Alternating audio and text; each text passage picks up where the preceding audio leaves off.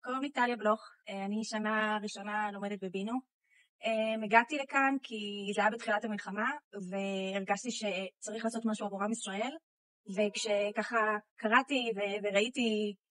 הייתי בכמה שיעורים, בכמה זורים, והבנתי שבשביל עם ישראל באמת צריך להיות פה, וללמוד את מה שלומדים כאן, בשביל להשפיע על כולם ובשביל לעזור למציאות שאנחנו נמצאים בה. ואתה נכנס לתוך איזה בועה, אנרגיה מטורפת, עם אנשים מדהימים, ואתה מתעצם, ואתה יוצא עם כוחות, ועם תחושה של גדלות, ועוצמות שבאמת להשפיע על כל מי שאתה פוגש בדרך, אם זה אפילו במבט ולא בדיבור בכלל.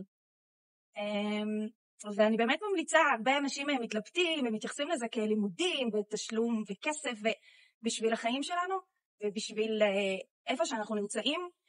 אני מאמינה שאם אתה מרגיש שזה הדבר שאתה צריך להיות בו, וזה הדבר שאתה צריך לעשות, בורא עולם דואג גם לכסף וגם לכל דבר באמת. לא לבוא ממקום, ובאמת להיות פה ממקום של בחירה, ממקום של הבנה שאני רוצה להשפיע בעולם הזה, ואני רוצה כלים איך לעשות את זה. זה רק זה, וזה משפיע על הבית, על הזוגיות, על הילדים, על המשפחה, והדבר הכי מדהים זה שלא צריך להשפיע בדיבור, פשוט תהיה אתה,